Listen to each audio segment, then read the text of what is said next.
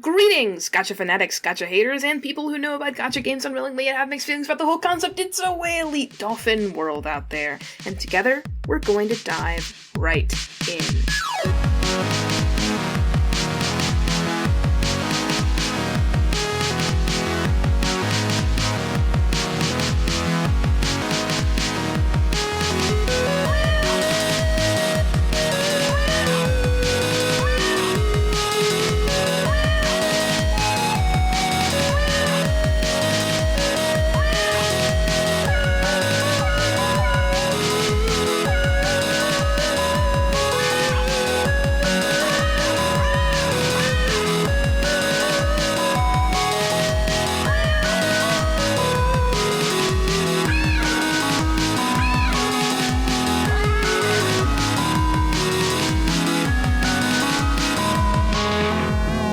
This is Soulmates Gone Fishin', your survival guide to gacha jank and gacha brilliance. I am not Ivy Fox, who is presently recovering from surgery. Nevertheless, you can send her your well wishes at IvyFoxArt on co-host and go listen to her horror fiction. My god, I'm talking too fast. And go listen to her horror fiction podcast, The Mad Bird, on your podcast app of choice. Joining you instead is Ash. That's me. I want you to, indulge in something that you haven't considered since you were a kid. Something that you really enjoyed when you were younger, but, you haven't thought about doing it again because it was, too childish, or, you were into it when you were a kid, but you think it might be kind of, it might have aged badly, or maybe it's just kind of lame now to be into it as an adult. And I want you to, indulge in that, and then, just sort of feel that feeling, and that's me. I'm in there, and that's where you can find me, but not on any kind of social media platform. You can financially support me on Ko-Fi, ko-fi.com/Asherlark, the only valid way to show your support. I do run the show's co-host at Soul-Mates-Podcast, and you can support the show at ko-fi.com/IvyFoxArt. I think that's all the things that I normally say.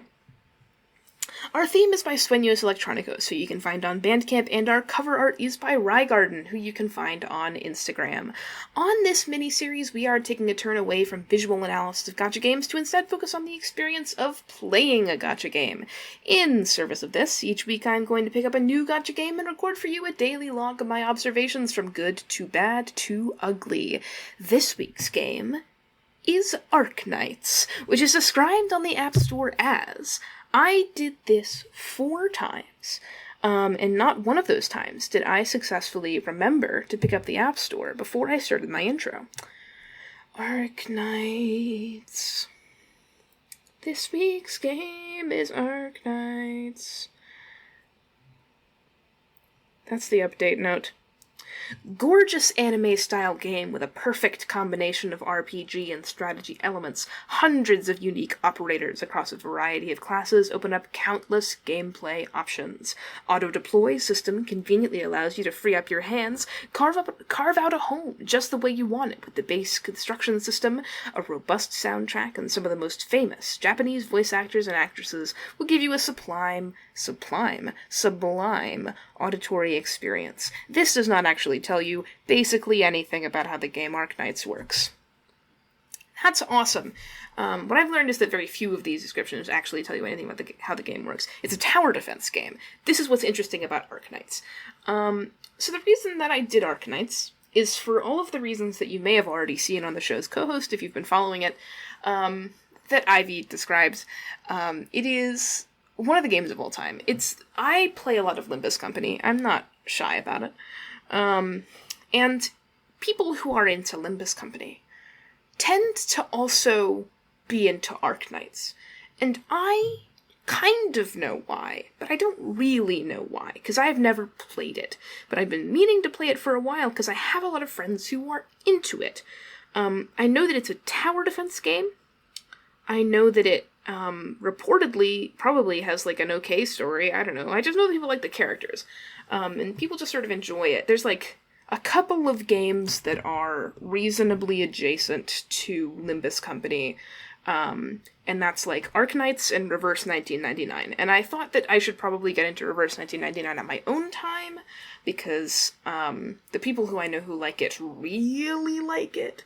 And the story is, I know, the main draw of that one, and so I just kind of want to give that one its own space. But Arknights has been going for 4.5 years, and I have heard good things. So we'll see how that goes. I will say, though, that it is probably the most, like, I don't know if I would say the most traditional gacha game I've played so far. Fate Grand Order is the traditional gacha game by definition. But this is the most traditional gacha game I've played so far, in the sense that it is a high-budget, lot of data experience. It's a traditional gacha game in the sense that, like, every MiHoYo game is just takes up so much space, and it's so intimately crafted. It's that kind of gacha game. And so, you know, my first challenge with playing Arknights was that I went to go download it, and I had to delete 5 other apps off my phone to make space for it. And even then, I did not have enough space for it, so I couldn't download, like, some of the voiceover.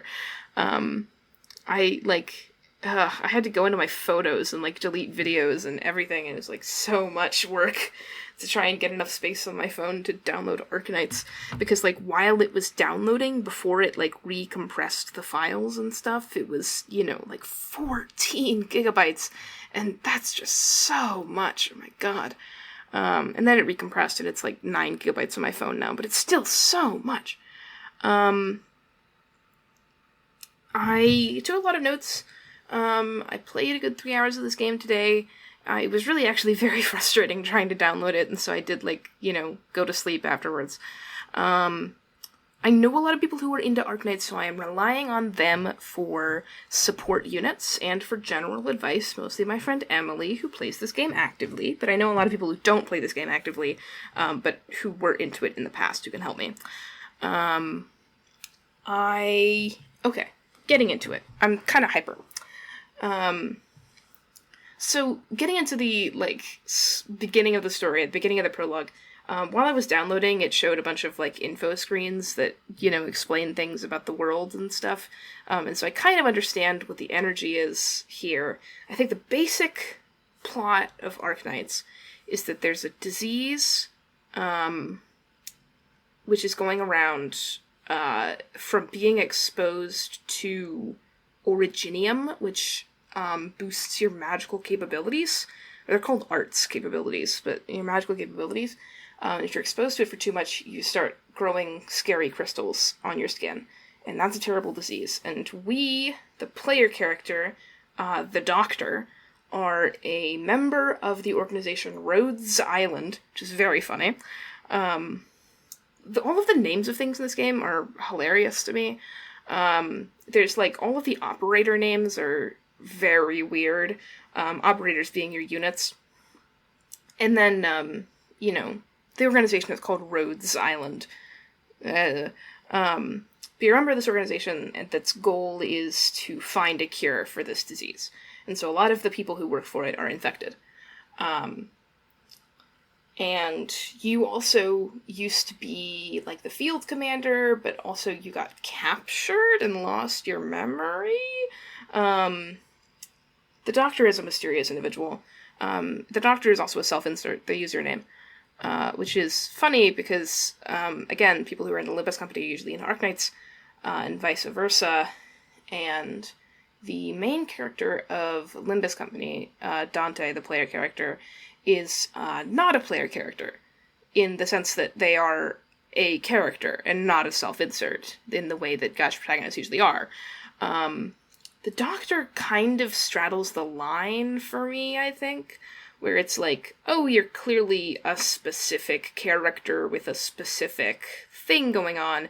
It's like the protagonist of a Persona game. Like, you have a personality, even though you are named by the player and controlled by the player, as opposed to Dante, who is not controlled or named by the player. So it's very funny. There's a lot of, joke art of Dante and the Doctor of being, faceless protagonists. Dante isn't faceless, it's just that their head is a clock. Anyway, please play Limbus Company. I've recognized the, opening CG, after the, beginning opening CG. There's not voice acting in the, main story. I'm bouncing around my notes. There's not voice acting in the main story. There's only voice acting in menus and battle, which is pretty familiar to me at this point. This is also how, Fate and Food Fantasy worked. Not how Bandori works, but that's a very different experience. But the opening CG is Amiya or Amiya. I'm not sure how to pronounce it. I'm going to say Amiya. No, I'm going to go with Amiya because that's more clear. That's clearer. Amiya is a cute rabbit girl, and she is reaching out her hand to you, and you have just been woken up from your,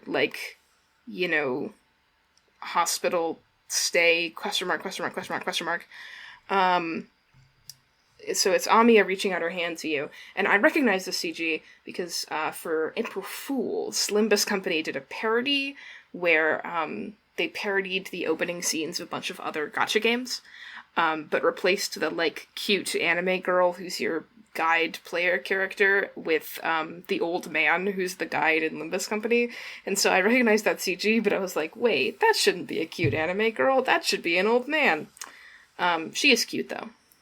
Everyone I know who plays this game hates her, and I'm not sure why. The battle system in this game is the main draw, as far as I know, which is that it's a tower control game.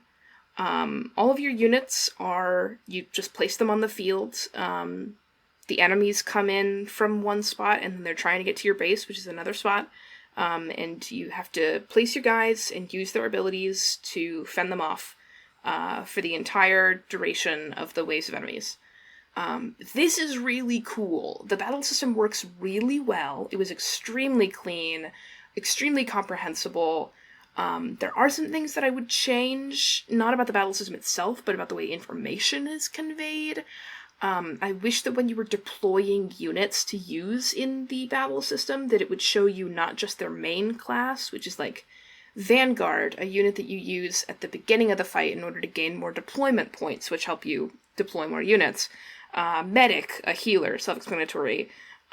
Defender, weak attacker, very strong defender, can usually... each character can block a certain number of units, so, enemy units. So, if there are, 3 enemies coming in, and you have 1 unit in the choke point, fending them off, but their block is only 2, that means 2 of the units, enemies, will be fighting your, unit, and then 1 of them will slip by. So defenders tend to have a much higher, block, and extremely high defense, obviously. Guards have high, melee attack. Casters do more damage against heavily armored units.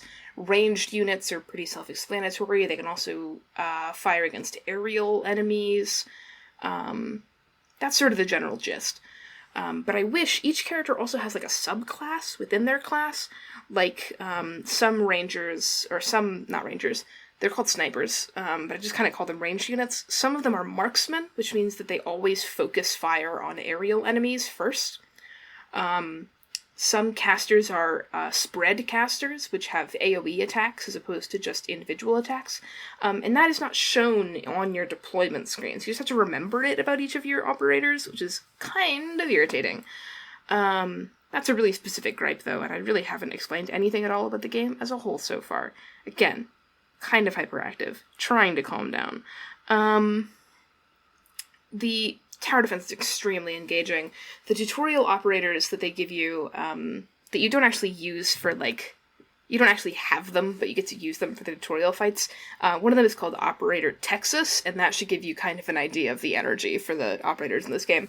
The when I was first learning about this game's existence from Emily and my other friends, I learned about a girl named Gravel and a girl named Project Red, as in CD Project Red, with the K included and all that. There's Amia, and then you also meet Instructor Doberman, who, all these are animal people, which is wonderful. I haven't met a single, like, normal human so far, I think, out of all of the characters I've met, and that's wonderful. Brings me great joy. Normal humans are boring. All of these are animal people, or they have horns, or some other thing. I think the Doberman might just be like the dog, but I'm not sure.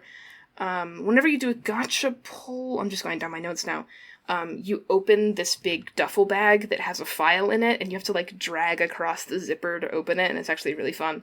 I love a creative gotcha pull mechanic, or gotcha pull, like, UI. Like, cutting the ticket in Bandori was really fun. One thing I really like about the UI and general experience of this game is that, you can level your units, like, it's sort of standard stuff, where you have your EXP tickets and you level up your units that way. I don't think they gain passive experience from being in battle, which is actually pretty nice, I think, because I really dislike when games do that, because then it makes my units off balance, and this is just, like, a neurotic me thing. But you can level units to a target level instead of just, like, changing how many tickets you're spending on them, which is really, really convenient, because sometimes I'm, like, the whole thing that I do is I'm like, oh, I want you to be at the same level as the rest of the units I have. So I'll be like, how many tickets do I need to spend to get you to level 20 or whatever? But instead, I can just select level this unit to level 20, and it'll automatically distribute my tickets for me, which is very nice. The main story chapter 1 title is Evil Time Part 1. I think this is hilarious. I'm a big fan of the units that are high-key, just furries. I've learned a lot about passive sort of knowing things about Arknights from, other people. There's a character named Lee who has the same voice actor as Gregor from, Limbus Company in Korean. And he's like a fish man, I think. And everyone thinks he's hot, and I agree. But, like, he's high-key just a furry. Like, I'm a big fan of the operators that are just like furries. One of the default units you get is a sniper named Rangers. All of the names, again, are weird because they're code names. And, like, he's just a dragonborn. That's good for him. The first 5-star I pulled, I'll get to my pulls in a minute, but the first 5-star I pulled was a deer girl, and, like, I don't love her energy, but I do like that I got a deer girl. I'm a deer.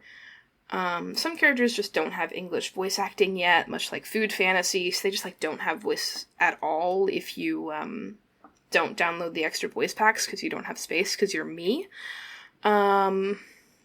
There are different artists which do the art for this game. They're all credited nicely, which is nice, but it doesn't vary in, like, style nearly as much as Fate, which is, like, I'm totally fine with this kind of switching artists, as long as there's, like, a vaguely consistent style. So that's nice. I like all of the art in this game so far. I appreciate, one of the things I massively, there's, like, a lot of quality of life stuff in Arknights I'm really enjoying. This game has performance settings and, like, quality settings, so you can set it to be in battery saver mode, and you can set it to be at low performance, in order to, like, preserve your battery life and prevent you from crashing or lagging out, which is, like, oh my god, I wish more games had this. I have so much trouble with gacha games crashing and lagging out on my phone. I've discussed this, and I just appreciate that Arknights has this basic courtesy for me.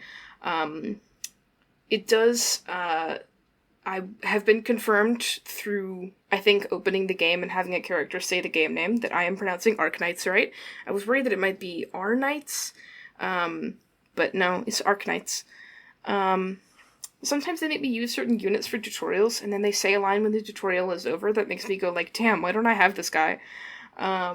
This post is about Plume, who's a Vanguard, and who said, after I was done with the tutorial level, "Like a wave crashing against an immovable stone, isn't it?" And I was like, damn, I love you.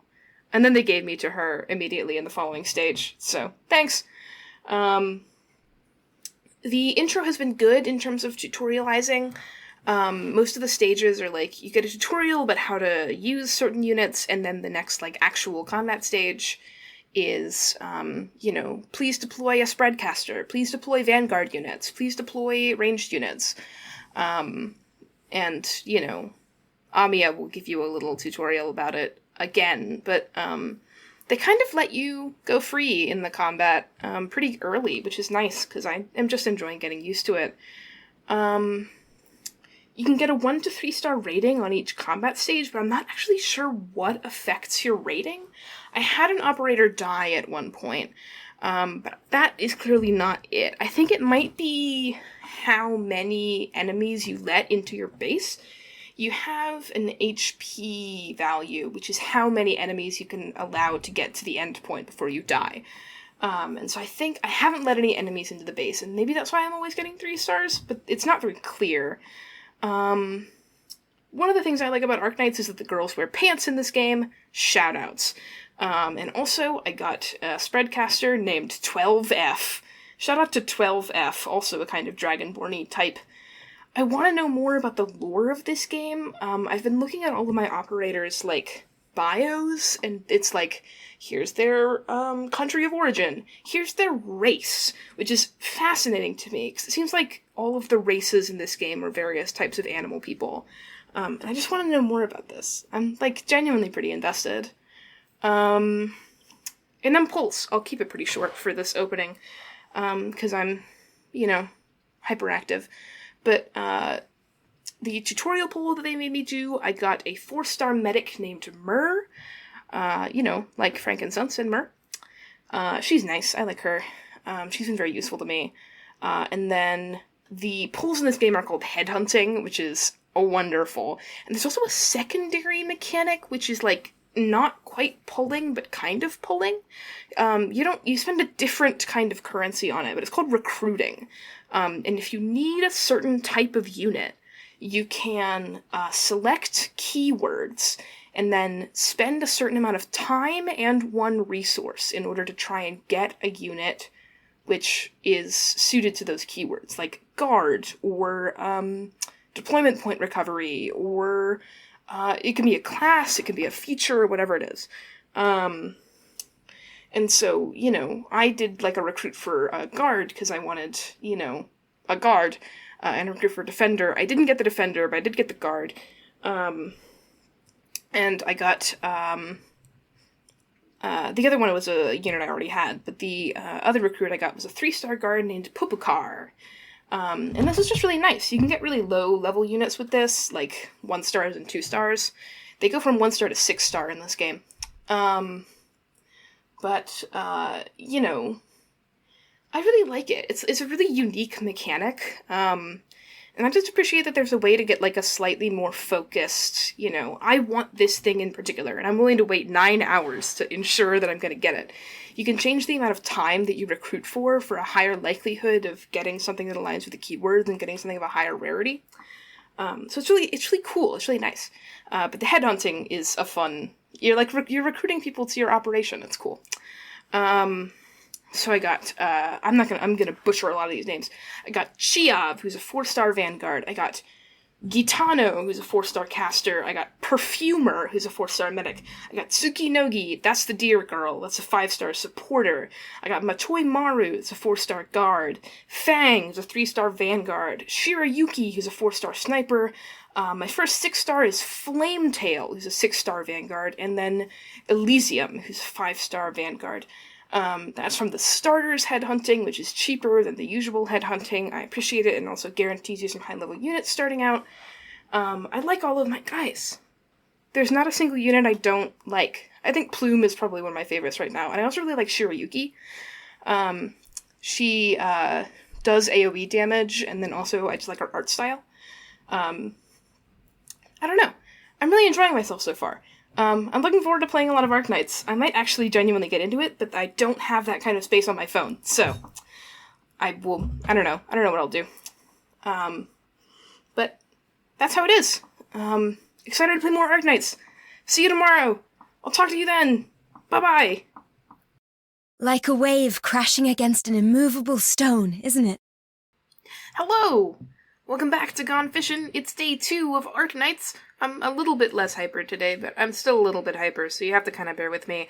Jumping right into my notes, because I have a lot of them. There's a knight girl, and I think she's a horse girl, and this was very exciting to me. Last time I stopped right before unlocking side missions, which, oops. You know, I like doing side content, but it's fine. We're still in Evil Time Part 1. We're still trying to escape the city with the doctor. We're being blocked by members of Reunion, which is an organization of the infected, that's, evil, ? And there's a leader who's like a little kid, named Mephisto, and he's commanding a sniper named Faust, like from Limbus Company, and Mephistopheles, well, like Goethe's Faust, but like from Limbus Company to me. I found out how you lose star rating. It's by letting enemies through. If your units go down, that's fine. You just need to make sure that if you have full health at the end, that's 3 stars. Good job.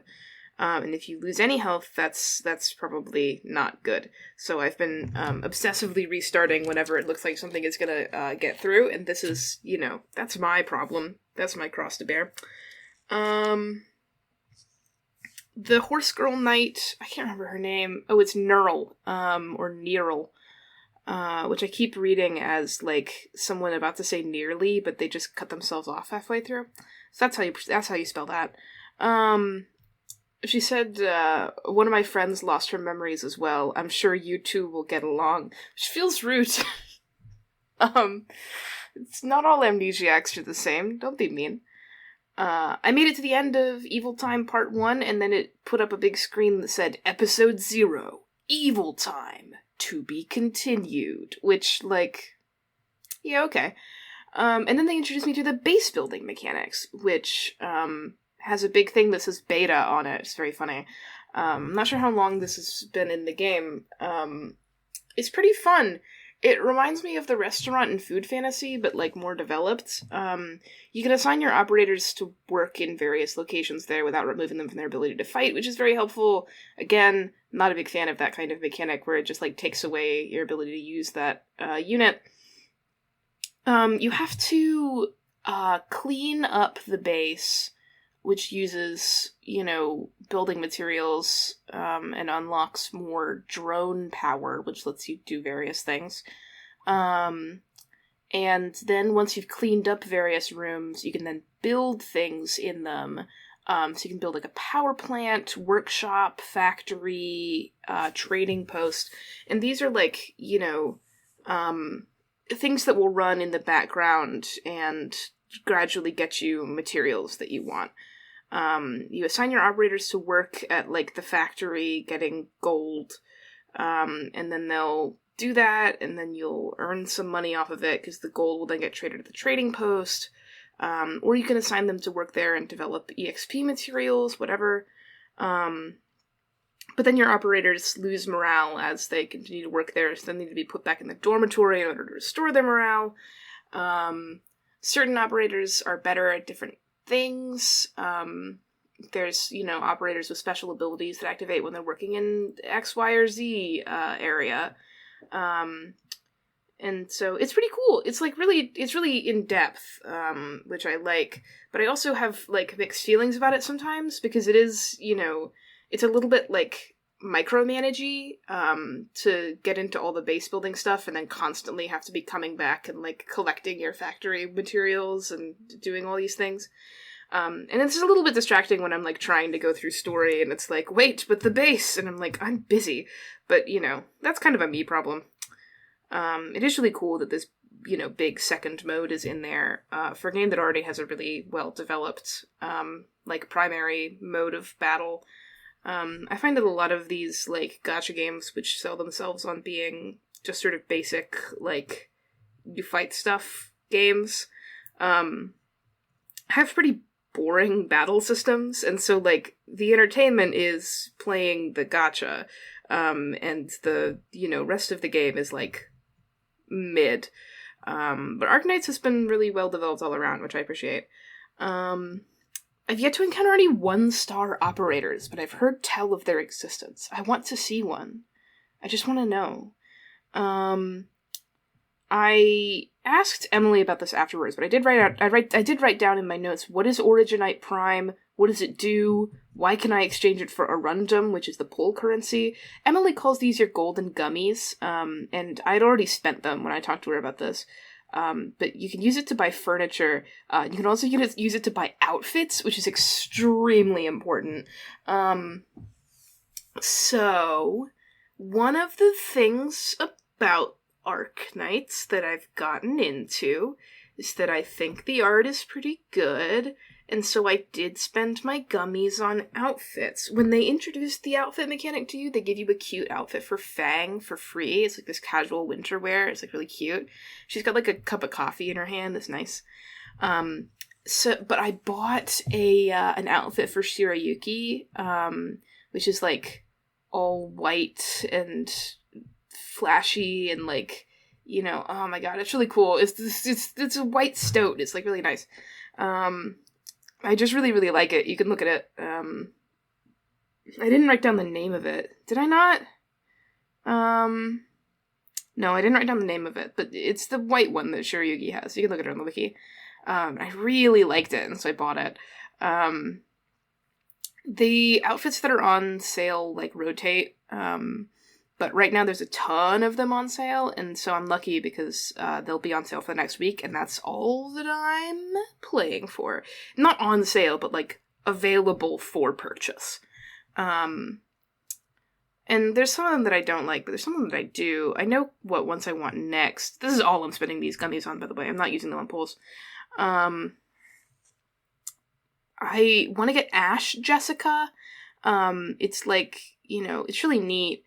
It's got these burnt ends, and I like it a lot. I looked at the other outfits for other operators I had. Elysium has an outfit called Snowy Echo that's on sale, but it's a Christmas outfit, so no. Jessica had another outfit called Iron Block, which was reminds me of the sweepers from Project Moon. Too much like them. So gas mask, really bulky, not my kind of thing. Perfumer had one called Leisurely Afternoon, which is pretty, but she doesn't look like she's having a good time, so that's, a turn off. Absolutely not for maid outfit Tsukinogi, the dear girl, no way. But I'll get Ash Jessica next, once I have the money, or I'll look at the ones for new operators I get, but I could have used those for something that actually mattered, but no, it's Shirayuki time. And then I went into Evil Time Part 2. It's still Evil Time. It's now Evil Time Part 2. We're still trying to escape the city, but the catastrophe has struck, and so there's rocks falling from the sky and stuff. I decided that I want Firewatch as my next 5-star operator. I had a couple of tickets that I could use to get a 5-star operator of my choice, and so I bought 2 of them. I wanted Firewatch for no other reason except, Dear Girl, but with better vibes than the other one that I have. I also got Project Red, again, Project spelled with a K, CD Project Red, because I don't have any specialists, and she's a specialist class. In order to level up, the in-universe reason why you can level up your operators, you show them videos of themselves performing drills. I'm not necessarily sure what the logic behind this is, but you show them videos themselves in a battle, and they're I see. I understand a little bit why my friends dislike Amiya so much, which is that she sort of did open up with another tutorial that was listen, I already told you how to level up your operators, but now you need to do it, because the next stages will require higher level operators. But she did say in that tutorial, I recommend leveling up all of your operators, or maybe it shouldn't say all of your operators, but multiple operators, because, you know, the success of the operation does not depend on a single one, da-da-da-da-da-da. And I appreciate that Arknights enables my need to level everyone all the time. The combat can be pretty challenging at times. It's taken me a couple tries to get through some of the stages without errors. They tend to telegraph what's happening pretty well. Like, if there's a sudden new wave coming with strong enemies, one of the strong enemies will pause and, like, just stand there for a bit instead of moving forward to attack, so you have time to build up an operator to put them out in front of that. And all enemies will show you what path they're about to take as they come in. Unit positioning is hard, though. I need to, like, put together a team that I know will work in various maps, but I don't know what the map is going to look like beforehand, so it's hard to, like, get unit positioning to a point. I had a lot of trouble with this stage where there were just, like, it was just 4 lanes, just 4 straight-up lanes. No terrain to use. You can put, you know, your melee operators on the ground in this just 4-lane straight line, and your ranged operators on the edges. And it was like, okay, you're gonna need 4 melee operators in order to, you know, guard this whole place. And then aerial units started coming in, and I was like, shit, I already spent all my deployment points on my melee operators, and so now I don't have a ranged operator that can deal with it, and I didn't bring anybody with marksmen, so they're targeting the land units instead of the aerial units. No! And so I restarted it, like, several times. I unlocked annihilation operations, which are large-scale weekly missions, like the Mirror Dungeon in Limbus Company or the Simulated Universe in Honkai Star Rail.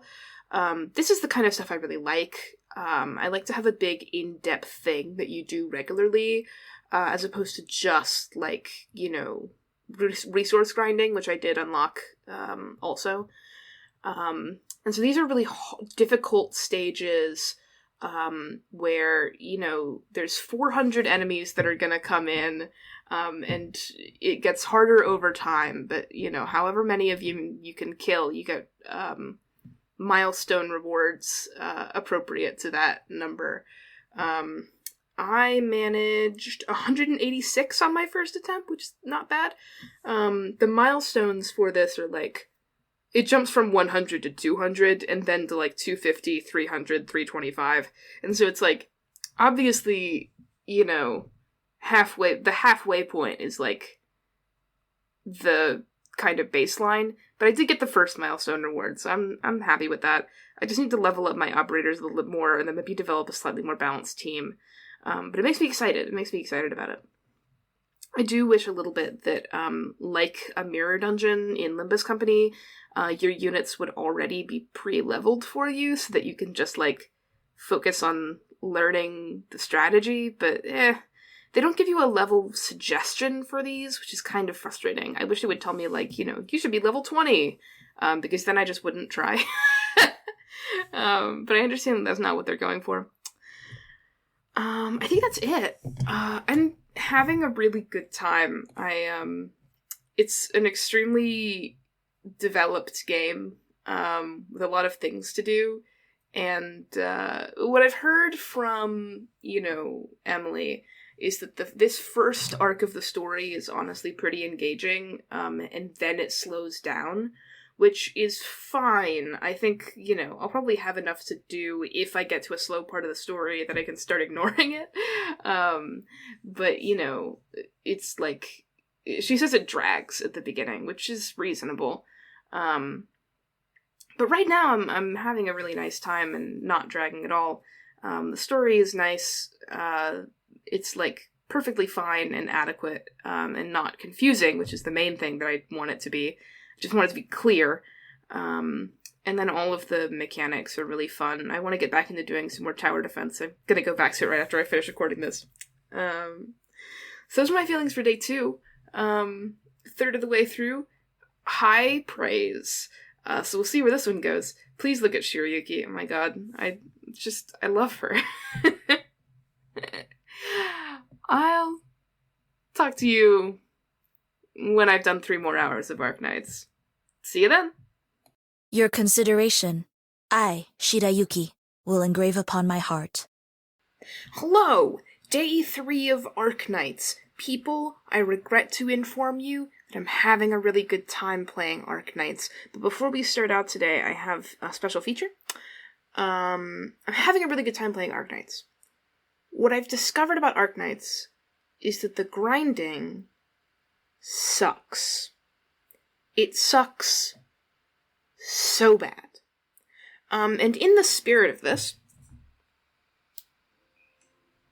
we just turn on...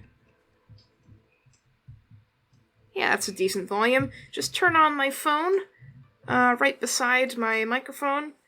Just have it playing.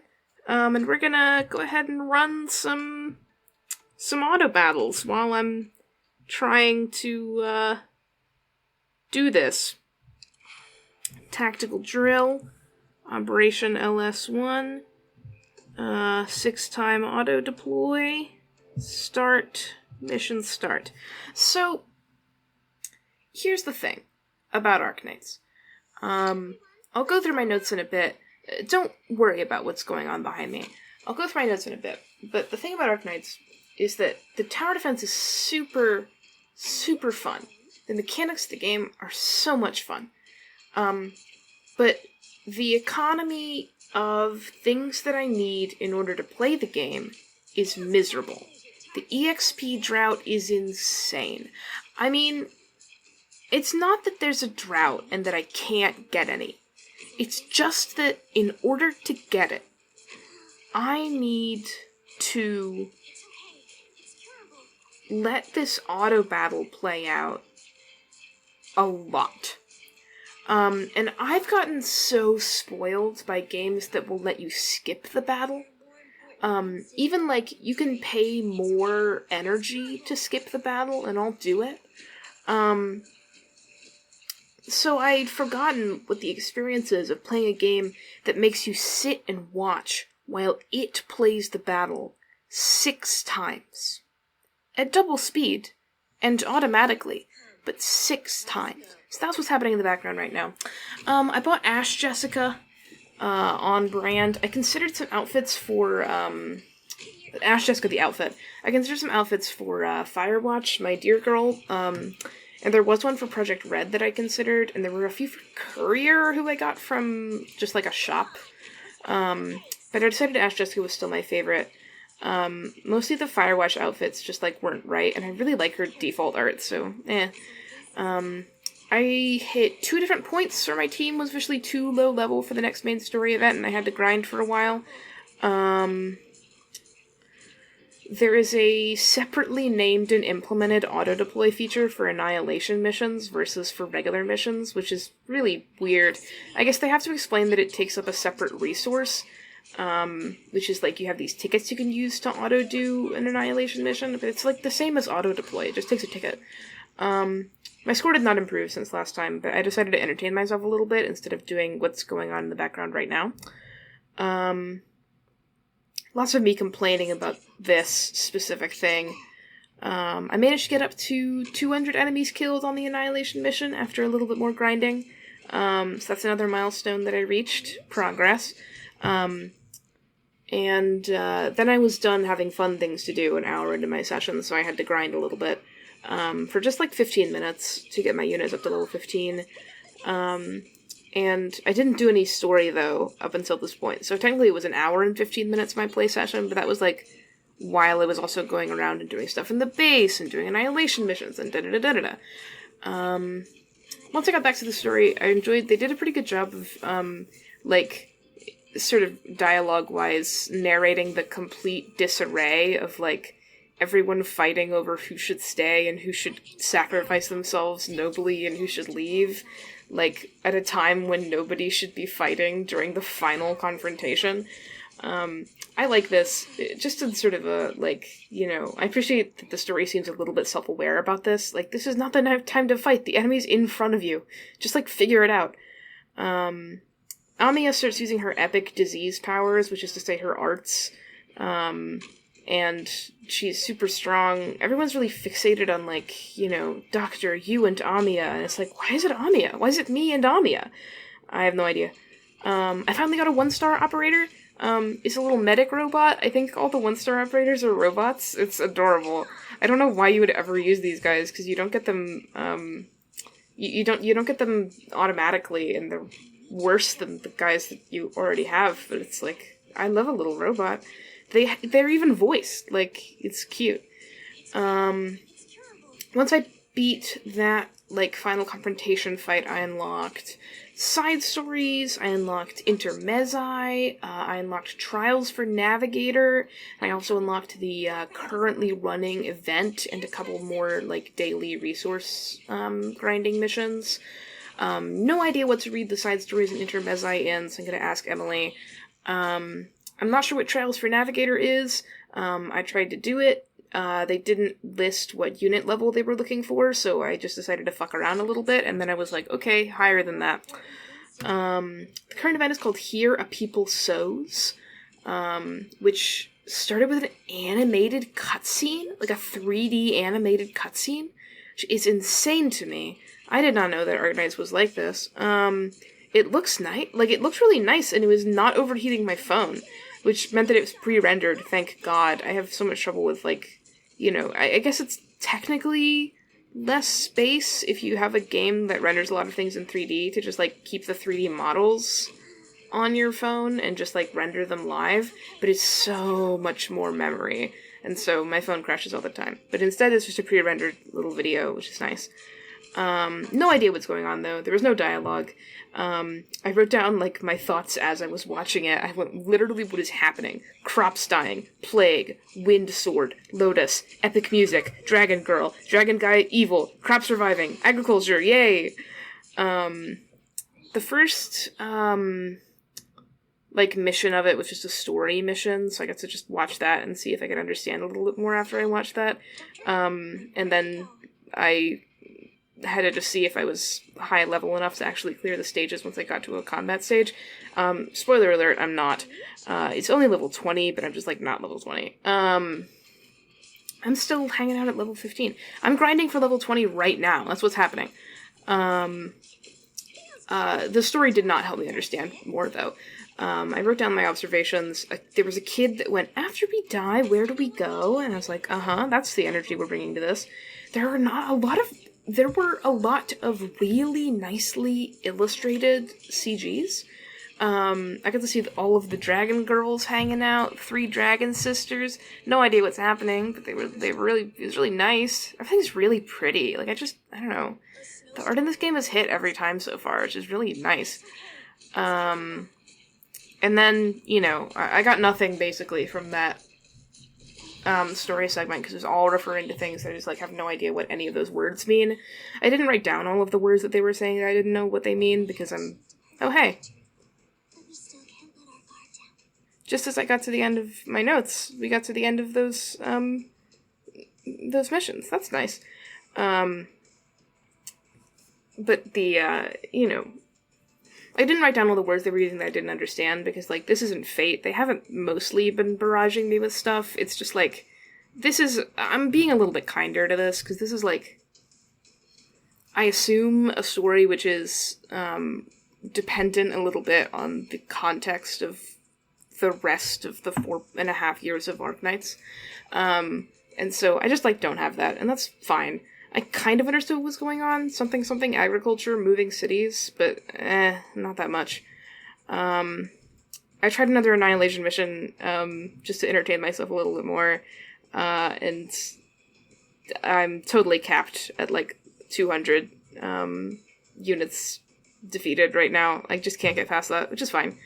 And then I figured I would grind for the rest of the session, and then I still didn't have enough, so I decided I would use the rest of my energy that I still have doing grinding during the recording. So that's day 3. I'm having a really good time. Here, I'll turn off my stupid phone. It's at 10% anyway. I shouldn't be doing this. But, you know, I'm having a good time. The grinding is miserable. Emily has assured me, like, yes, the grinding totally is miserable. It gets much better. Apparently, once your base is sufficiently developed, but, like, for new players especially it sucks, which is a gacha thing. Like, the new player experience being bad is a gacha thing. Which is funny, because a lot of gachas will advertise how the new player experience is really good, because they give you a bunch of gifts. But no, grinding is bad. Until they get, like, 15 factories up and running that are producing EXP materials and stuff, it's like, I'll just never have enough, and that's fine. I'll just grind. It'll be okay. But, you know, the combat continues to be really engaging. I'm really committed to, like, doing these Annihilation Operation missions over and over again to try and get better at them. I like all of the art, and all of my operators are, like, my little guys. I'm, like, I don't know, like, really enjoying myself, which sucks, because this game takes up 9 gigabytes of space on my phone, and so I need to delete it after this, so I can have space for anything else. I don't want to live like this. Everyone else I know who plays it emulates it, and I'm just like, I don't know. I don't feel like I could. My things that I emulate onto my computer also crash terribly, so, like, what's even the point? And also, every APK, like, emulator is so trashy. Anyway, that's day 3, halfway through. I am enthusiastic about doing more. Scary, but I'll talk to you tomorrow, and we'll see if I can actually get to level 20 so I can do some more stuff. I'll see you then. There's still lots of work that needs to be done, Doctor. We can't afford to have you resting. Hello, welcome back to day 4 of Arknights. So, I'm gonna get through this as fast as possible, because, first of all, I'm moving in 2 days, so if this, episode comes out late, you know why. It's because I'm in the middle of packing right now, and, oh my god. When this episode comes out, I will be moved into my new apartment, but, I will be recording, like, while moving, which sucks.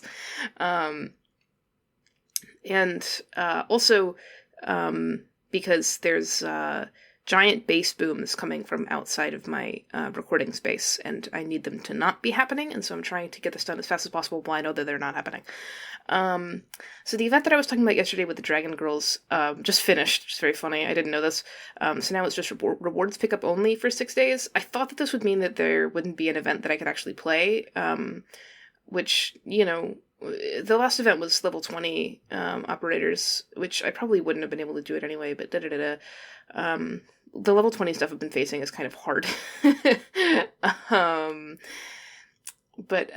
You know, I thought this meant that there wouldn't be an event that I can do, which is still maybe kind of true, but actually a new event started, like, right after that.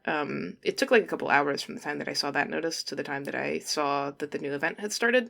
I don't know when rollover is for this game. Anyway, it's a rerun of an old event, and the story stages are level 35 for that one, so I might not be able to play it anyway, but I appreciate that there is still an event going on.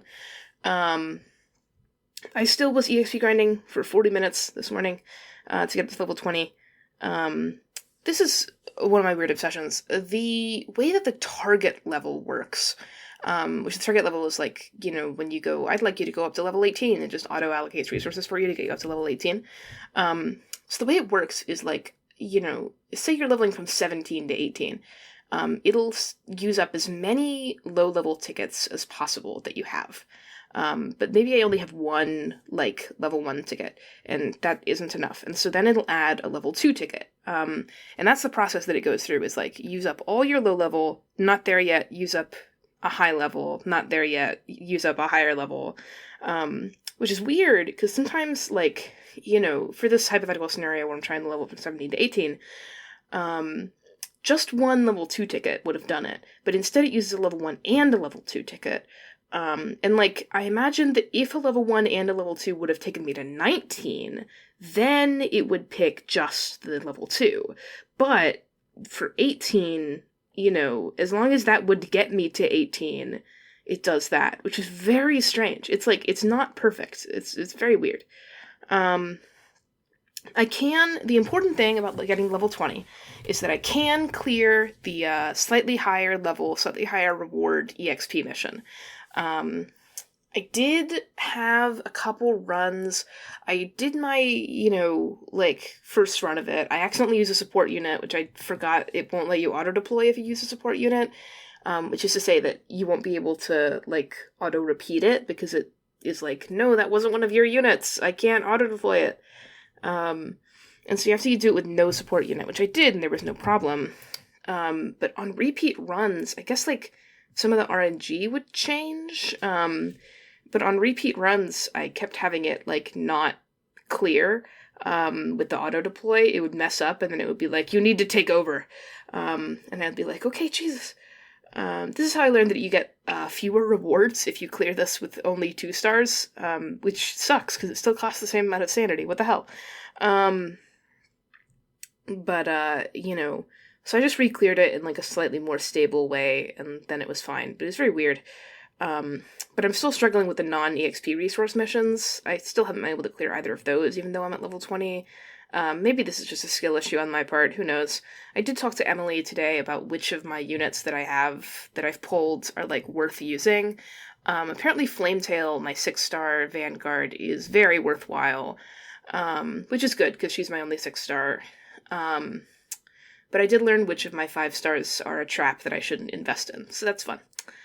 I'm up to 231 enemies cleared on Annihilation, which isn't enough to get to a new milestone, but it is a new record for me.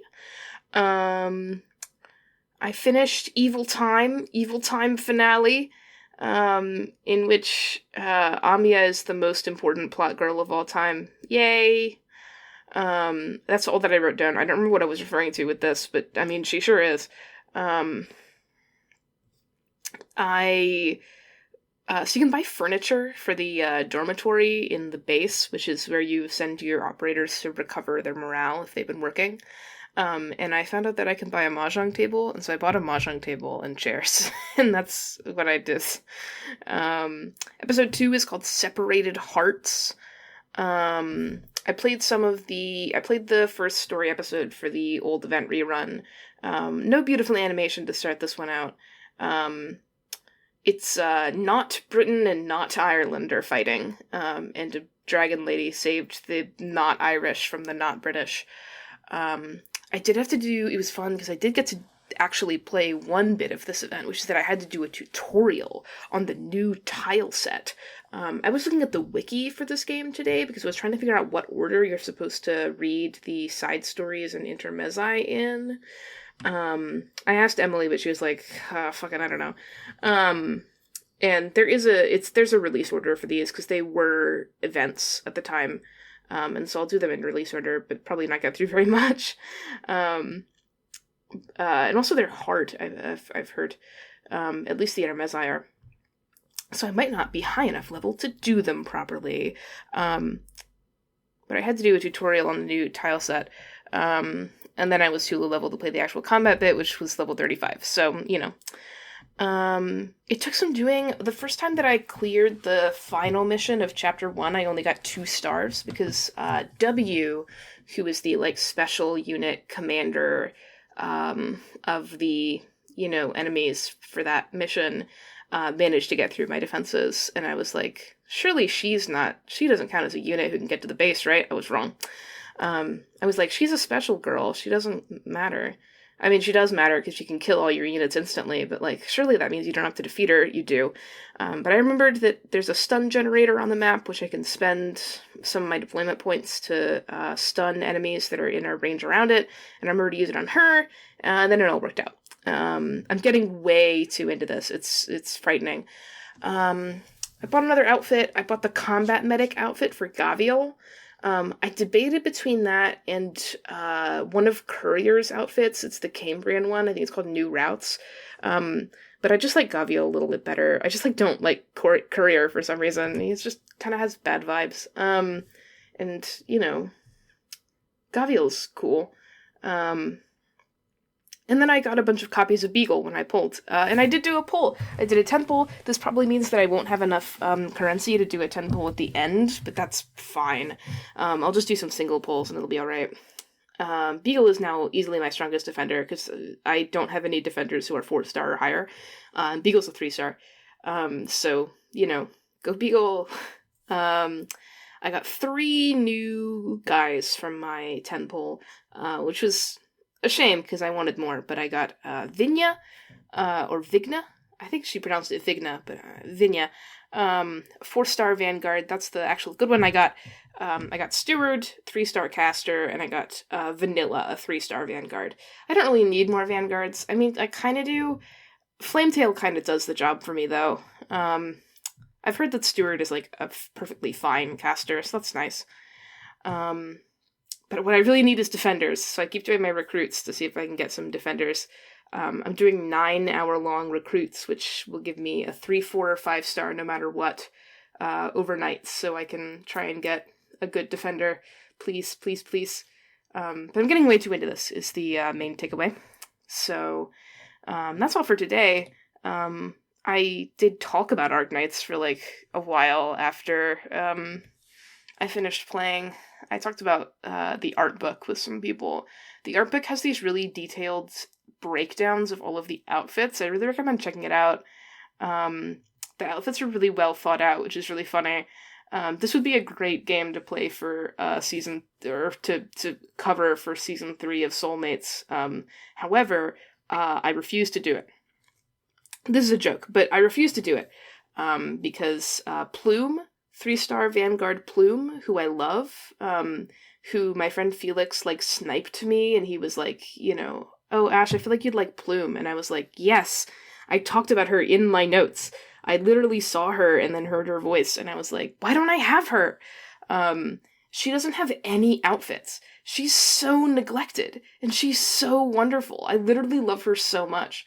And she doesn't have a single outfit, and thus we have to cancel Arknights. So that's it for today. More tomorrow. We'll see if I can get anything interesting done. I might just have to do a bunch of grinding. Whatever. It is how it is. But I will talk to you then. See ya! My codename is Beagle. I know I didn't do very well on my assessment, but I'll still do my best at my internship. Hello! Day 5, gone fishing, Arknights. I'm recording this in my new apartment because I just moved, and also I did this a while ago, and so now I'm recording it late, and so if I don't remember things, that's why. And also I'm going to be recording Day 6 later today, and then I'll edit it tomorrow, and it'll come out very late. My apologies. But, here we go. Notes. So I managed to make it to level 20, and then chapter 2 immediately upped the level requirement to 25 after one fight, and I was like, oh. But I did manage a resource mission at level 20, finally. I think maybe I was misreading some of the, resource mission, like, level requirements. I think some of them are at, like, level 30 instead, and I just, like, wasn't reading that correctly. I started playing through Granny and the Knight's Treasure, which is the first Arknights event chronologically. I went to go look at the wiki in order to figure out what to play, and in what order. Smile. And I was like, okay, yay, this is the first event, so probably I'll be able to finish it with low-level characters. Wrong. It's level 30. But, I did watch a little bit of the story. You can tell that Granny... I feel like I'm not pronouncing Granny correctly because it sounds like Granny, but it's Grani, so I don't know what other way I would pronounce it. You can tell that she's a woman because she has slits in her pants that show off her hips, but in fairness, I didn't notice at first. But this is also a joke that they make in the event. They're like, you're a woman? She's like, yeah, I'm a woman. I'm a nice lady. And then they repeat this joke about the villager that she saves from bounty hunters. Granny goes like, I know I don't look it, but I'm a proper young lady. And then the villager goes, I know I don't look it, but I'm a proper village chief. Because she just looks like, generic NPC woman. First battle is marked as level 1, so I was able to do one. This is mostly because they gave you a free level 40 Granny already deployed on the field. And she has no trouble dispatching almost every enemy that comes at her. But I did fail this mission once because I assumed that she would be fine for the entire battle, which is not true. She does fail to block one enemy at the very end, but I doubt level 1 units could, actually hold out in this. Because there's high-level rioters coming in that deal, a lot of damage. At the end of the fight, one of my vanguards had like a third of his HP destroyed every single hit, and I was like, okay, Jesus. My theory about how auto-leveling works, which is that it uses up all of the low-level currency first, is actually not consistently correct. So, I don't know why that is, but it sure is. I kept trying to grind on the, level 20 EXP mission, and the auto-deploy kept failing, and I genuinely don't understand why. Or I didn't. I apparently had to, just watch it, or else my autos will just, die forever. It was because an enemy was getting through because Chiav, one of my vanguards, was dying too quickly, and then the guard I had behind him only has a block of 1, so there was an enemy getting through, which, it says something that I'm a little bit more annoyed at, my units, for being why are you so useless, instead of being mad at Arknights for being weird. I do wish it would guarantee a win if you've beaten it before and then are doing auto-deploy, but I can mostly see why it doesn't. It's to, punish you for doing super high-risk, low, consistency operations to win. But, I tried my best. But it became consistent once I hit level 22, 23, and then also I just, changed my deployment a little bit to make it safer, and so it's fine. I haven't had any trouble running out of sanity, which is the energy in this game, because I keep leveling up, which refills it. But I did have to use 1 sanity recovery item in order to keep grinding at one point. I was live vlogging my Annihilation mission once I made it to, level 25-ish, and I said, oh my god, I'm so close to 300 enemies on the Annihilation mission, but I have no deployment points, please. So I was just, watching, during this mission, your deployment points don't recover, so you have to, have vanguards on the field if you want to keep getting DP in order to deploy more units. And so once your vanguards die, if you don't have enough DP to redeploy them, then you are out of DP. And so I was just watching, the 3 units remaining in my battalion, fight off these high-level enemies, please, please, please, please. And I managed to make it to 300 enemies, just barely. And so I got the 300 enemy milestone. I was very, very proud of myself. And then I finally had my level 25 to 26 team, 2 hours into this play session. I kind of halfway made it through wave 1 of the trial, but I'm still kind of too low level, or possibly just skill issued. I'm getting a lot of damage dealt to me by the enemies, and I'm not sure what to do about it. And then I was able to keep playing some of the main story, and the only takeaway that I got from it was that Wei Yanwu, Hubba Hubba, furries. I love furries. And then I pulled, I recruited. I haven't been writing down my recruits, even though maybe I should. So I have a lot of units, even though I haven't, talked about any of them at all. But I'm those don't count as polls, even though they totally do. But I got a new defender, Spot, who Emily was telling me about just the other day, as, the defender that I probably wanted the most. And he's also a hot furry, and that makes me extremely happy. And then also having a new defender is very helpful. I haven't really had enough. I've mostly been using Emily's, support defender, which is, fine. She's great, but I, wanted one more of my own to be able to use on, things I wanted to auto-deploy on. And Spot is fantastic. He has this, passive that lets him, if he's not, he can stop attacking for a while and instead convert all of his attack to heal, and then he heals units around him and himself, which is super helpful during low periods in the wave when he's not blocking anything. It's massively helpful to have him as basically an extra healer. And that's day 5. That's what I was up to. Later I'll be back and I'll record day 6. If my audio sounds significantly different, it's because I'm in my new apartment. It's kind of echoey, and I have big AC units outside my window, which is fine, but makes a lot of room tone. But, I think mostly it's nice. Mostly it has a nice sound. But hopefully it's not too terribly disruptive. Back later with day 6, and then audio editing tomorrow, and then the episode release on Monday. Very sorry. I'll do my best. See you then. Hi, I'm Spot from Operation Reserve Team A6. My job is to protect the other troublemakers on my team, I guess. Hello! It's the final day of Gone Fishin' Arknights. I feel like this episode isn't very long, which maybe is because I've been busy. Or maybe I just haven't had a lot to say because I've been having a good time. This feels wrong, but I don't have a lot to say today. I mean, actually, probably the reason why I don't have a lot to say in this episode is because I haven't been able to progress with the story that much because I've been busy being gated by grinding. But I've done a lot.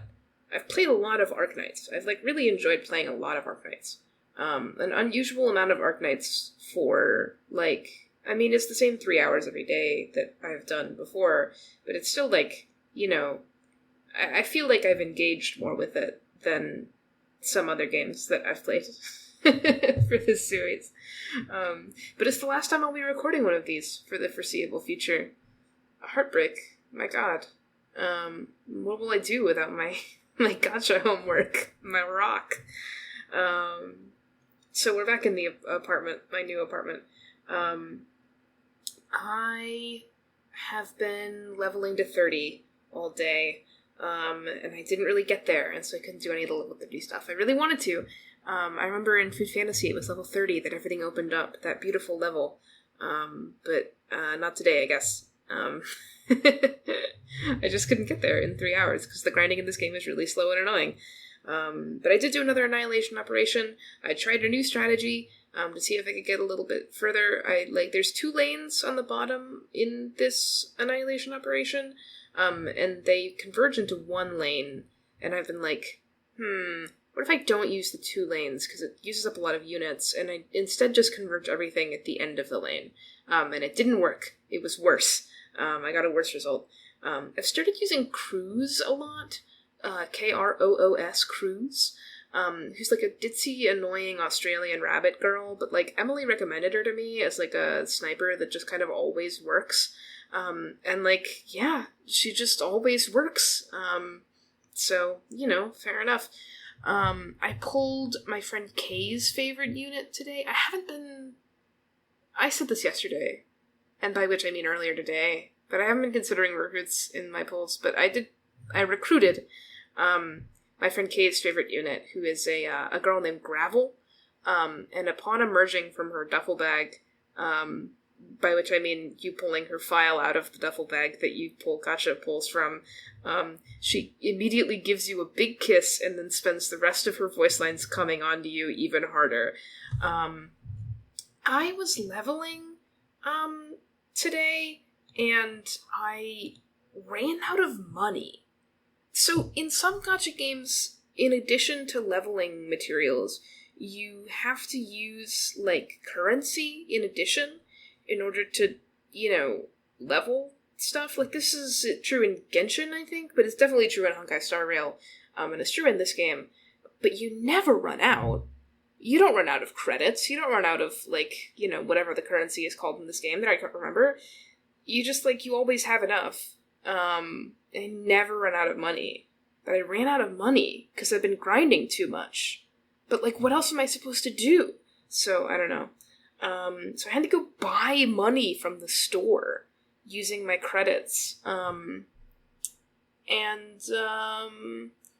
other recruitment was that Operator Beagle has reached maximum potential. Every time that you do a duplicate pull, you get to up their potential. You can do this 5 times. I've pulled Beagle 6 times. Once originally, and then 5 more times. Or 4 more times? I'm genuinely not sure. I got a special little screen to show me that her potential got maxed out. It's very cute. The highest level that 2-star units can go is level 30. This is also true of 1-star units, so I maxed out some of them. They can't be promoted, so you don't get special new art for them, and they're just maxed out at 30 forever. But you do unlock a thing called the Paradox Simulation, where you have a set team of operators, and you have a set map with set enemies, and you just have to, like, deploy them wisely. They're not, they're pre-leveled. Everything is set up. You don't have to think about who you're deploying. You don't have to think about leveling or anything. It's literally just a puzzle fight. And I appreciate that for all the work that I put into my little guys, my 2 stars, my 1 star, as a reward, I get puzzles, because I love puzzles. Also, if you let one enemy through, you fail, so it's, like, really intense. The first one that I did was, I don't remember what this girl's name is. It's the girl with the mask and the horns, as opposed to the guy with the mask and the horn. But, it, like, you had to carefully, for her fight, you had to carefully, like, deploy. There were only 3 units. It's her, a defender, and Cruz. And so you had to deploy her and the defender at the end of the map so that you had enough time to deploy Cruz before all the enemies got there. And then as soon as she's done dispatching enemies, you withdraw her, so that you can redeploy her in a different spot by the time that the next enemies come through. Some of these battles are kind of like a noob trap, IMO. Like, they're hard to clear before you know what's going on. But I'm okay with that. I like doing these over and over and over again. I really don't mind it. So you get to deploy the guys at the back, and then redeploy her, because she's got a little bit faster of a redeploy time than other units, in order to face down an invisible enemy. And then you had to, again, like, undeploy her, and then redeploy her next to a breakable pillar, which then she would break, and then it would cause the giant wave of, like, really, really strong enemies that you couldn't beat, to all explode each other and die. And that's how you solve that fight. It's a fun little puzzle. I don't remember the other ones. Oh, there was Noir Corn. I remember this guy's name because I did this fight a lot. And also he's a defender, and so I used him a lot before I had my other 3-star defender. But his fight, the, like, thing about it was you had a bunch of ranged units, and then a vanguard, and then him. And so you had to, ranged units will usually target the most recently deployed unit.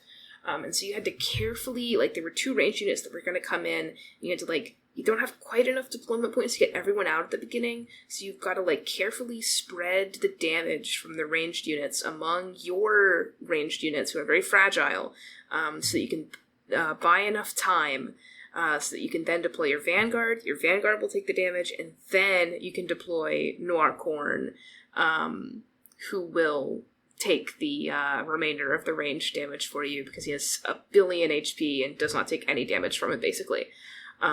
And then your casters and your snipers can go do the rest of the work.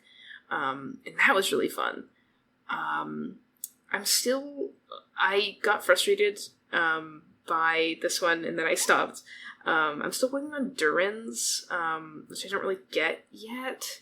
It's hard. There's, like, a big enemy caster that comes in at the very end, and it's, like, the last unit you have to defeat, and I just can't figure out how to get him. But 12 Fs was, like, really easy. The first 2 I did were really challenging, and then he's a spread caster, and his whole thing was, like, there's a ton of enemies coming, you have, like, a couple of defenders and a medic, and a vanguard, and you just have to, like, get all of them to stop so that he can spread cast them. But you also have 4 stun generators that can just, like, freeze them in place for a short period of time. So I never had any trouble. I did it in 1 try. And also, not all of the 2-star units have one, which makes me really sad. Specifically, Rangers doesn't have one, and I don't know why. Why does Rangers not have one? Why does Grandpa Rangers not get a... I wish he did. But, whatever. So I got stuck on Durin's, and then I didn't do Lancet 1. But each of these gives you 200 gacha currency, which is nothing to sneeze at, if I do say so myself. So, I like doing these fights. I like understanding the ins and outs of things and earning my 200 currency. I love puzzle. One of my, like, you know, I play Limbus Company, so you know I love puzzle fights. There's, like, only so much that you can level your guys before it just becomes a puzzle fight instead of a power scaling fight. And I love puzzle fights. One of my big problems with gachas in sort of a design principle is they're usually kind of focused on, like, gathering materials and power scaling rather than, you know, really engaging with the mechanics, except, you know, at high levels. But I really appreciated that it made me engage with the mechanics for my 200 Originium. Actually, it's not called Originium, whatever.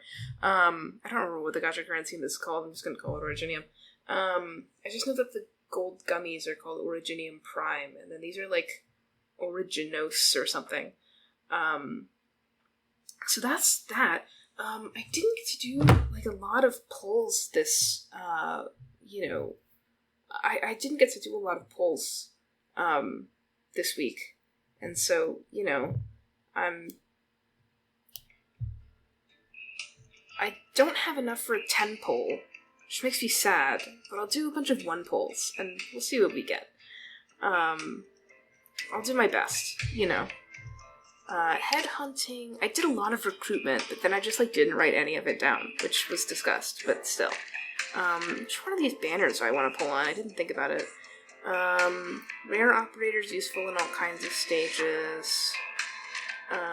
Joint operations, I'm still not sure what this... Oh, Dorothy is here, and Dorothy is, like, my friend Felix's favorite guy ever.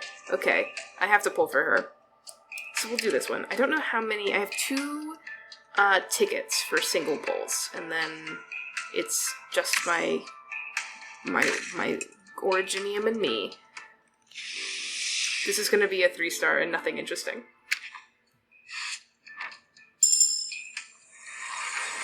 I'm Vanilla. It's Trainee Vanilla. Operator from Blacksteel. Looking forward to learning from you, Doctor. I recruited her relatively recently, and I didn't really find her very useful. I don't think I've literally ever deployed her because she's a Vanguard and I have other Vanguards that I like. But, you know, live your truth, I guess. I like that her name is Vanilla. Like, yeah, you sure are. Another ticket. Big money, no whammies. Oh, that's a good sign. That's a good sound. 5-star. I'm Ashlock Greynutty of Pinus Sylvestris Nightclub. Thank you for taking us in. I'm Ashlock Greynutty of Pinus Sylvestris Nightclub. I love this. Nightclub with a K. Oh, it's a defender! I've needed a good defender. I say as though I'm gonna keep playing this game. That's awesome. She's got, like, this cool, like, you know, checkerboard design, kind of, and, like, super heavy armor, which I really like. Okay, I can do 2 more pulls. But that's a pretty good one. That's a pretty good one to get. I don't know if I'll get anything more exciting than that. Oh, this is a 4-star.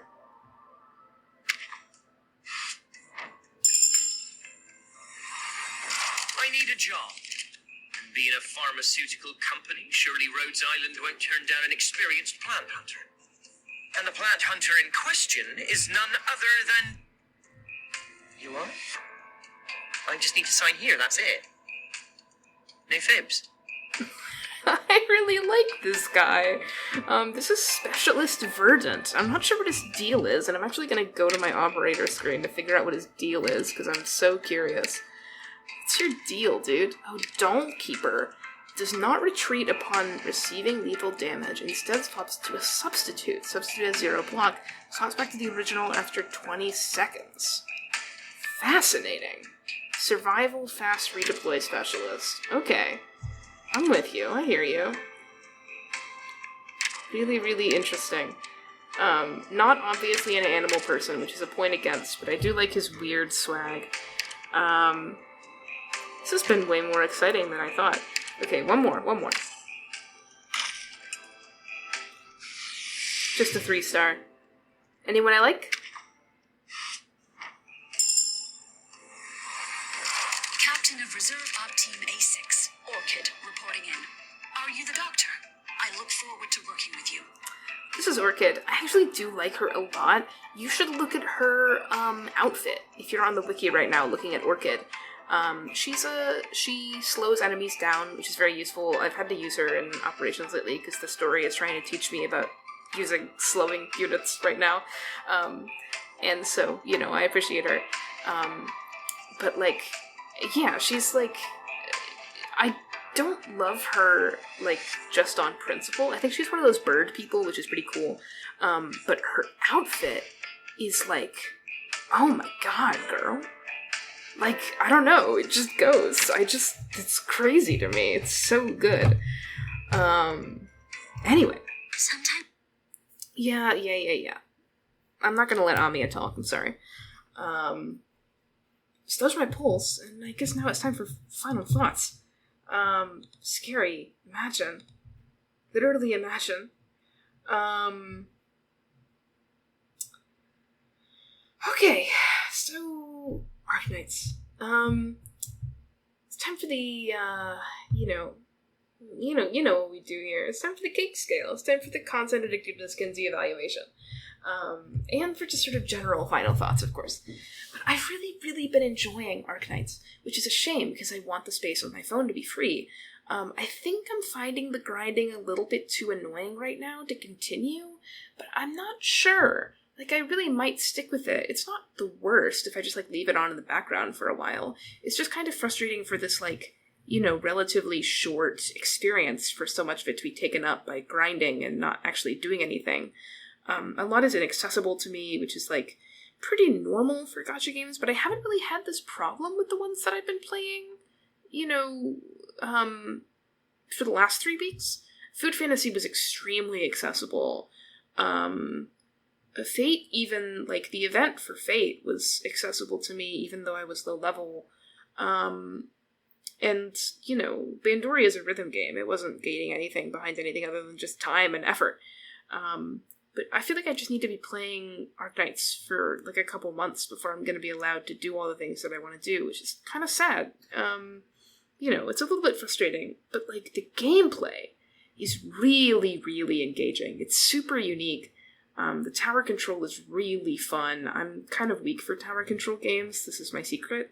I played a lot of Bloons TD5 as a kid, and, it just kind of affected me forever. And, like, I don't know, the strategy of it is entrancing to me.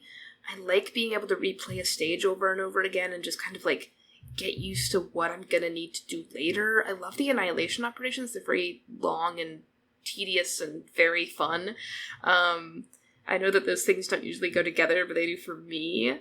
And, especially these new, like, the paradox missions that I've been doing.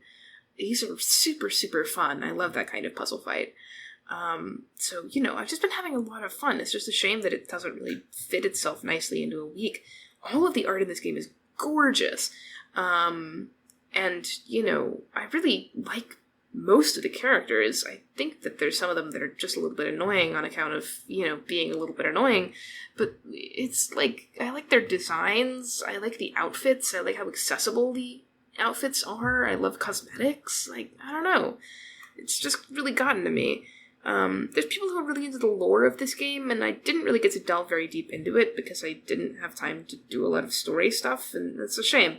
But, I've thought about it. I've thought about becoming an Arknights head. Do I have time in my life for that? No, probably not, but I can think about it all I want. Anyway, what this translates to is a content rating. The content, the story is not awkwardly written, which is, a low bar, but it's a bar that most of the games I've been playing did not succeed at. And so, I am playing successfully. Why did I start eating? I'm in the middle of recording a podcast. This is what you come for, right? But the story was, like, pretty well written. I really appreciated it, even if I didn't get to experience much of it. And obviously the gameplay is, like, superb. I am really tempted to give this one a 6 for content. I think I'm going to give it a 5 just because I have high standards, and those standards start with L and end with company. But, you know, I don't know. Maybe it would change my life if I, devoted more time to it, but this is at least a 5. This is incredible to me, how good this game is. And also, it takes up so much space on my phone. It must have a high content score, right? Right? Addictiveness. You are getting a steady drip of characters all the time, which is, you know, I won't lie, pretty attractive. It's pretty enjoyable to get, a couple of pulls every single day, regardless of whether or not you have the actual currency through recruitment, even if they don't really give you anything interesting most of the time. And I really enjoyed getting new characters. I think all the characters are good. It's just that there really wasn't a source of originium that I could, reliably get. I know that you're supposed to get them from Annihilation missions, and that'll give you, half of a 10 pull per week. But, I was playing those a lot, and I still didn't get very many, because I'm bad. Low level. I'm low level. I'm not a gamer yet. So, but in terms of, whether I wanted to go back and play it, oh, yeah, absolutely. I was tempted to play it a lot. I'm gonna give this one a 4 for addictiveness on account of, the pull frequency is relatively low, I would say. It kind of is difficult to judge because of recruitment, but the pull frequency, I would say, is probably generally low. But the enjoyment of playing the game was very high, except for the times that I had to grind, which was a lot of the time. So it's, it's a little bit lower of a rating than it could be. The Kinsey scale number. Now, the Doctor is a player insert, and does not have a specified gender, which has been pretty consistent, so far. I think Food Fantasy had you be a man, but I'm not entirely sure. But in Bandori, you're not even really supposed to be in the picture, so they don't really have a gender. And I don't know. There's a lot of the operators who are just really don't interact with you that enthusiastically. There's only really 2 of them that I found were giving me a real romantic vibe, and it's Amiya, obviously, and also Gravel. The others just sort of see you as a respected colleague. With that in mind, I think the romance between Amiya and the Doctor, or at least the partnership between Amiya and the Doctor, reads pretty het to me. It's Amiya's very het. And so in spirit of that, I'm gonna give it a 1. Just Amiya and the Doctor are they're the game. They're the couple. And they're very het about the whole thing. So, that's why. But it's not, it's not exclusively heterosexual. Sometimes a man flirts with you. But only sometimes. Only incidentally. Only incidental to the beautiful love story between Amiya and the Doctor. And so that's a 5-4-1. Let me go look in my DMs again. About 5-4-1. Doesn't seem familiar. Oh, we've just never given out a 5 cute. Okay, great. So I guess it's a 5-4-1. I keep giving unique ratings because there are a lot of ratings, and it's, you know how it is. I guess that's it. And, I'm done doing Gone Fishin'. It was really fun and rewarding. Ivy's described this to me several times as an extremely ambitious podcast project, which is probably true, especially given the fact that I had to do it while also in the middle of moving my entire life into a new apartment. it was, you know, a long work week. But it was really enjoyable. I would do it again. I mean, what am I if not a machine that picks up big projects for no reason that don't matter to anybody except me? And, well, they do matter to people other than me. People listen to the podcast. But, you know, that I don't need to be constrained in this way. I'm the only one constraining myself in this way, is what I mean. What am I without that? Just a man? But a man? It was really fun. I really enjoyed listening to the Great Gotcha World Tour while I was recovering from surgery, and I'm just glad that Gone Fishin' has been nice for Ivy while she recovers from surgery. So, you know, it was good. I had a really good time. Also, today's my birthday. So, happy birthday to me. You can give me belated birthday wishes on the co-host Asks feature. For when this goes out, because it'll be a day late. If not more. I mean, I think it'll just be a day late. But you never know. Yeah, and so, you know, it's time for us to draw in our nets and pack up our tackle and, you know, dump the rest of those worms out into the ocean, because I think we're gonna go back on land for a little while. I'm really excited for the next episode of Normal Soulmates, back to Season 1 of Soulmates. I hope that you are too, but I hope that you've enjoyed this little diversion during Hot Surgery Summer. I hope that it's brought joy to your life for a little bit while we can't record episodes of Soulmates. But we're soon going to be back to recording episodes of Soulmates. Oh my god, I'm so excited.